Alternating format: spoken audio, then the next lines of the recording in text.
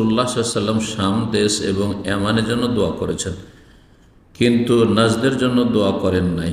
Najd নাকি বর্তমান সৌদির রিয়াদ, কারণ সেখান থেকে একটা শিংওয়ালা শয়তান বেরোবে এবং জাতিকে ভাগ করবে, আর তিনি হচ্ছেন আব্দুল ওয়াহাব। এই বিষয়ে বিস্তারিত বলুন। এই মর্মে যে হাদিস রয়েছে সে হাদিস সহিহ বুখারীতে রয়েছে, সহিহ মুসলিমে রয়েছে, কয়েকটি জায়গায়। হাদিসটি আমি উল্লেখ করি আর হাদিসের সঠিক ব্যাখ্যা কি সেটি বলে দিই, যাতে করে যারা জানেন না, অবুঝ, তারা সঠিক বিষয়টি অনুধাবন করতে পারে, জানতে পারে। আর যারা বিভ্রান্তি ছড়ায়, যারা দলুন মদিল্লুন, নিজেরা পথভ্রষ্ট, অন্যদেরকে বিভ্রান্ত করে, পথভ্রষ্ট করে, আল্লাহ রাব্বুল তাদের অনিষ্ট থেকে সমস্ত মুসলিম উম্মাহকে, মানব জাতিকে রক্ষা করুন। হাদিসে নবী সাল্লাল্লাহু আলাইহি ওয়াসাল্লাম একবার নেক দোয়া করলেন, বললেন আল্লাহ বারিক লানা ফি শামিনা, হে আল্লাহ আমাদের জন্য আমাদের শাম দেশে বরকত দান করো। ওয়াফি ইয়ামানিনা, আমাদের ইয়ামান দেশে বরকত দান করো। বর্ণনাকারী আব্দুল্লাহ বিন ওমর রাদিয়াল্লাহু তাআলা আনহু হাদিসের, তিনি বলছেন যে সাহাবায়ে কেরাম তখন বলে ওয়াফি নাজদেনা, আমাদের নাজদে যেন আল্লাহ বরকত দান করেন, এই দোয়া করুন ইয়া রাসূলুল্লাহ। কাল আল্লাহ বারিক লানা ফি শামিনা ওয়া ফি ইয়ামানিনা, হে আল্লাহ আমাদের শাম এবং ইয়ামানে বরকত দান করো। সাহাবীরা পুনরায় বলেন ওয়া ফি নাজদেনা, এইভাবে 3 বার বলেছেন, কোন কোন riwayate রয়েছে এখানে 2 বার রয়েছে। তখন রাসূলুল্লাহ সাল্লাল্লাহু আলাইহি ওয়াসাল্লাম বললেন হুনাকা জালাজিল ওয়াল ফিতান, নাজদে ভূমিকম্প হবে বিভিন্ন সময় এবং বহুমুখী ফিতনা সেখানে দেখা দিবে। অবেহায়াতুল কারমুশ শয়তান, সেখান থেকে শয়তানের কারণ, কারণ মানে শিং, একটি অর্থ, কিন্তু কারণ মানে দল, জামাত। তো এখানে কারণ মানে হচ্ছে জামাত, শয়তানের আসলে শিং না, এখানে শয়তানের জামাত, শয়তানের দল বের হবে। সহিহ বুখারীতে 979 নম্বর হাদিস এবং সহিহ মুসলিমে 5169 নম্বর হাদিস। সহিহ মুসলিমে অন্য ভাষায় নবী সাল্লাল্লাহু আলাইহি ওয়াসাল্লাম একবার পূর্ব দিকে মুখ করলেন আর বললেন ইন্নাল ফিতনাতা হাহুনা, ইন্নাল ফিতনাতা হাহুনা, নিঃসন্দেহে ফিতনা এই পূর্ব দিকে হবে, এই ফিতনা এই পূর্ব দিক থেকে আসবে। এ বলে রাসূলুল্লাহ সাল্লাল্লাহু আলাইহি ওয়াসাল্লাম পূর্ব দিকে ইঙ্গিত করেছেন। এই হাদিসের ভাষ্য সম্পর্কে উলামায়ে কেরাম যারা হাদিসের বিশেষজ্ঞ, তারা কি বলেছেন আপনাদের শোনায়। তারা আপনাদের এক শ্রেণীর যে পথভ্রষ্ট মানুষ যারা গাল দেই, কোরআন সুন্নাহ অনুসারীদেরকে ওয়াহাবি বলে, এই আইম্মায়ে কেরামগণ, হাদিসের ভাষ্যকারগণ, তারা কি ওয়াহাবি ছিলেন না। বলেছেন তারা যে আল্লাহ রাব্বুল আলামিন কিছু কিছু ভূমিকে বরকতের জন্য খাস করেছেন, মানে সেখানে বরকত নিহিত রেখেছেন, যা অন্য জায়গায় হয়তো আল্লাহ রাব্বুল দেননি। আর কোন কোন জায়গায় ফিতনা দেখা দিবে এবং অনিষ্ট বিরাজ করবে, সেই কথাও নবী সাল্লাল্লাহু বিভিন্ন হাদিসে বলেছেন। কোন জায়গায় কল্যাণ রয়েছে, কোন জায়গায় অকল্যাণ রয়েছে। এই হাদিসে নবী সাল্লাল্লাহু আলাইহি ওয়াসাল্লাম শাম এবং ইয়ামানের জন্য বরকতের দোয়া করেছেন। শাম আরব উপদ্বীপের উত্তর দিকে অবস্থিত। এই শাম প্রাচীন যুগে সূরা কুরাইশ আল্লাহ রাহিলাতা শীতা ও সাইফ, 2টি বাণিজ্যিক সফর হতো মক্কার লোকদের, আরবদের, আর সেটি ছিল তাদের জীবিকা নির্বাহের মুখ্য উপায়। একটি হতো উত্তর দিকে ঠান্ডার দেশে গ্রীষ্মকালে রেহলাত সাইফ, গরমের দিনে, আর শীতকালে গরমের এলাকা দক্ষিণ অঞ্চল ইয়ামানে তারা সফর করতেন, বাণিজ্যিক সফর। শাম দেশের মাল সামান নিয়ে এসে মক্কা বিক্রি করলেন, আবার ইয়ামানে পৌঁছে দিলেন, ইয়ামানের ধন সম্পদ সেখানে ব্যবসা বাণিজ্য করে সেখানকার পণ্যগুলো নিয়ে আসে মক্কার বাজারে কিছু বিক্রি করলেন, আবার সেখান থেকে শাম নিয়ে গেলেন। এই ছিল তাদের জীবিকা নির্বাহের মুখ্য উপায়। তো বলছেন যে উত্তর দিকে অবস্থিত শাম, আর শাম দেশ আজকাল কয়েকটি দেশে বিভক্ত হয়েছে। একটি হচ্ছে সিরিয়া, আর একটি জর্ডন, আর একটি লেবানন, আর একটি ফিলিস্তিন, তার মানে 4টি দেশ শামিল। ইয়ামান আরব দ্বীপের দক্ষিণ দিকে অবস্থিত, লোহিত সাগরের তীরবর্তী এলাকা। তো এই দুটো এলাকায় ব্যবসা বাণিজ্য করতেন। নবী সাল্লাল্লাহু আলাইহি ওয়াসাল্লামকে যখন বলা হইল আমাদের নাজদের জন্য দোয়া করেন, তখন নবী সাল্লাল্লাহু আলাইহি ওয়াসাল্লাম যা বলেছেন তা হাদিসে বললাম, যে সেখানে ভূমিকম্প হবে এবং ফিতনা হবে, আর সেখান থেকে শয়তানের দল বের হবে। এর সঠিক ব্যাখ্যা কি, এ সম্পর্কে হাদিসের সারাগুলি পড়লে দেখা যায় যে তারা তিনটি কথা বলেছেন। একটি হচ্ছে হাদিহিল আরদ হিয়া আল্লাতী ইয়াতি মিন জিহাতি দাজ্জাল, এই নাজদের দিক, অর্থাৎ আর এক হাদিস সহিহ মুসলিমের পূর্ব দিক এমন একটি দিক যেই দিক থেকে দাজ্জাল আগমন করবে। আর দাজ্জাল আসবে পূর্ব দিক থেকে, নবী সাল্লাল্লাহু আলাইহি ওয়াসাল্লাম বলেছেন।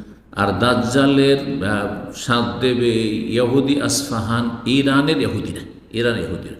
তাহলে দাজ্জাল আসবে ইরানের দিক থেকে। নাজদ যেটি কে বলে উদ্দেশ্য করেছেন, অর্থাৎ সৌদি আরবের নাজদ মানে রিয়াদ, কাসিম, এই এলাকা না, এটা উদ্দেশ্য নবী সাল্লাল্লাহু আলাইহি ওয়াসাল্লাম করেননি। জি। দ্বিতীয় ব্যাখ্যা তারা বলেছেন, আল মুরাদ বিহাদাল হাদিস, এই হাদিসের উদ্দেশ্য হচ্ছে মা যাহারা বিল ইরাক মিনাল ফিতানিল আযীমাত ওয়াল হুরুবিল হাইলা, ইরাকে যে ভয়ঙ্কর ধরনের বিভিন্ন সময়ে এই ইসলামের ইতিহাসে ফিতনা আর সূত্রপাত হয়েছে, ফিতনা ফাসাদ হয়েছে এবং বড় বড় যুদ্ধ হয়েছে, ভয়ঙ্কর যুদ্ধ হয়েছে। যেমন উটের যুদ্ধ, জামালের যুদ্ধ, সিফিনের যুদ্ধ, এইরকমই খাওয়ারিজদের সাথে হারুরার যুদ্ধ এবং বানু উমাইয়ার জুলম অত্যাচার সেখানে, এবং সেখানে হোসেন রাদিয়াল্লাহু তাআলা শাহাদাত। এইরকমই বেদাতি ফিরকে খাওয়ারিজ এবং রাওয়াফিজ বেরিয়েছে এই কুফা থেকে, সেটা ইরাকে। তো উদ্দেশ্য তাহলে ইরাককে করা হয়েছে।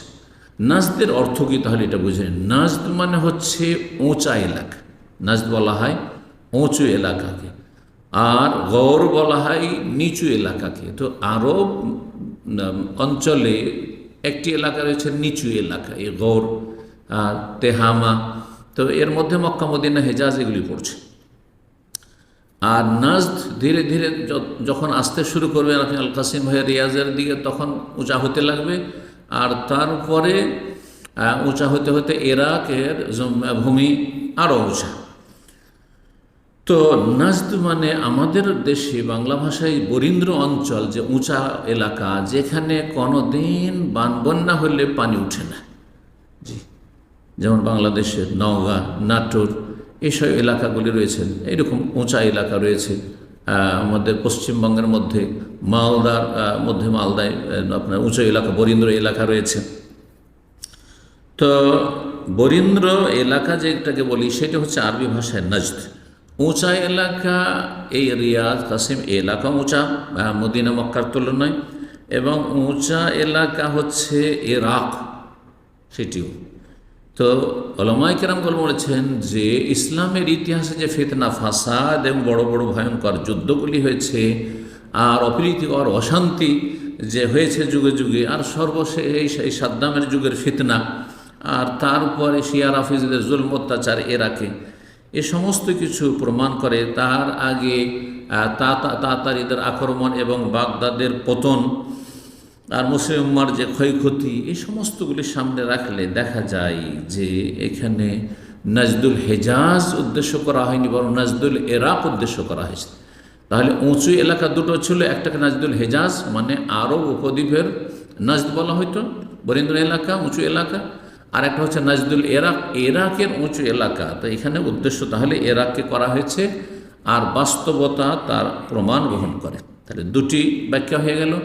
তৃতীয় ব্যাখ্যা উলামায়ে কেরামগণ বলেছেন, যাদেরকে ওয়াহাবি বলছেন তাদের এই বিংশ শতাব্দীর সবচেয়ে বড় ইমাম আলেম শেখ আব্দুল আজিজ বিন বাজ রাহমাতুল্লাহ আলাইহি, তিনি বলেছেন যে যদি ধরেও নেওয়া হয়, এরকম আরও কিছু ওলামারা বলেছেন, যদি ধরেও নেওয়া হয় যে নাজদ বলতে নাজদুল হেজাজ আরব উপদ্বীপের নাজদকে উদ্দেশ্য করেছে রাসূলুল্লাহ সাল্লাল্লাহু আলাইহি সাল্লাম, তাহলে মনে রাখবেন যে কোনো একটি ভূমি কিয়ামত পর্যন্ত সবসময় সেখানে অপ্রীতিকর অশান্তি ঘটবে আর ফিতনা ফাসাদ হবে, কোনো ভালো হবে না। যদি বলা হয় যে সেখানে ফিতনা ফাসাদ হবে, তাহলে শুধু ফিতনা ফাসাদই হইতে থাকবে আর ভালো হবে না, এমনটাও নয়। আর কোনো জায়গা সম্পর্কে যদি দোয়াও করা হয় আর যদি বলা হয় সেই জায়গায় বরকত রয়েছে, তার মানে সেখানে ফিতনা ফাসাদ আর অশান্তি বিরাজ করবে না, এমনটাও নয়। আর এটা একবারে বাস্তব সত্য। চিন্তা করুন, যত বদাখিদা, যত শিরকি কুফরি মতবাদ মুসলিম সমাজে, সুফি ইজমের যত তরিকা, এই আপনার ইরান, ইরাক থেকে শুরু করে ভারত পর্যন্ত, ভারত মহাদেশ এমন একটা দেশ, ভারত, পাকিস্তান, বাংলাদেশ, এমন কোনো পীরের তরিকত নেই যে সেখানে নেই এই ধর্মীয় ফিতনা, সবচেয়ে বড় ফিতনা শিরক কুফরি ফিতনা। কিন্তু সেখানে যদি আরেক দিক লক্ষ্য করে দেখেন তো দেখবেন যে ইসলামের বড় বড় খেদমত হয়েছে ভারতে এক সময়। হ্যাঁ, হাদিসের কিতাবগুলি ভারতে ছাপানো হয়েছে। হাদিসের চর্চা এক সময়, এমন সময় ভারত মহাদেশ হয়েছে যে যেই হাদিসের খেদমত সেই জামানে আরব দেশে ছিল না। এইভাবে ইরান, ইরাকে বড় বড় আইম্মা কেরাম পয়দা হয়েছেন। হ্যাঁ, সঙ্গে ইমাম আবু হানিফা রাহিমাহুল্লাহ, ইমাম আহমদ, তারা কোথাকার? তারা ইরাকের সবচেয়ে এটা বড় বড় আইম্মা কেরাম। তো আশা করি বিষয়টি বুঝতে পেরেছেন। সুতরাং কোনো জায়গায় যদি অকল্যাণ থাকে বা যদি নবী সাল্লাল্লাহু আলাইহি ওয়াসাল্লাম ভবিষ্যৎবাণী করে থাকেন সেটা ফিট করেন, তার মানে সেখানে কোনো কল্যাণ হবে না। তো যদি সৌদি আরবের এই নাজদকে ধরে নেন যে সেই দিকে ইঙ্গিত করেছেন, নবী সাল্লাল্লাহু আলাইহি ওয়াসাল্লাম উদ্দেশ্য করেছেন, তাহলে সেখানে কিছু ফিতনা ফাসাদ হয়েছে। মুসাইলামা কাযযাব, মিথ্যুক, নবুয়তের দাবি করেছে দাজ্জাল, এছাড়াও বিভিন্ন রকমের অশান্তি হতে পারে, হয়েছে ইসলামের ইতিহাসে। আর তারপরে আল্লাহ রাব্বুল আলামিন একজন মুজাদ্দিদ, সংস্কারক উম্মতে মুসলিমায় পয়দা করেছেন। তিনি হচ্ছেন শাইখুল ইসলাম মুহাম্মদ বিন আব্দুল ওয়াহাব রাহিমাহুল্লাহ। তার নাম মোহাম্মদ, তার নাম আব্দুল ওয়াহাব নাই।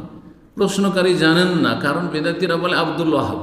আব্দুল ওয়াহাবকে তারা গাল দেয় ইমামের বাবাকে, কিন্তু ইমামের বাবা আব্দুল ওয়াহাব তিনি হাম্বলি ছিলেন, মযহাবী ছিলেন তাদের মতোই, এবং তিনি কোনো সংস্কারমূলক কাজ করেনি, বরং ছেলেকে বারণ করতেন যে বাবা এসব ঝামেলায় তুমি যেও না, মাজার পূজা করছে করতে দাও, বেদাত করছে করতে দাও, শিরক করছে করতে দাও, তোমার ধর্ম তুমি পালন করো, তারা তাদের কাজ করবে।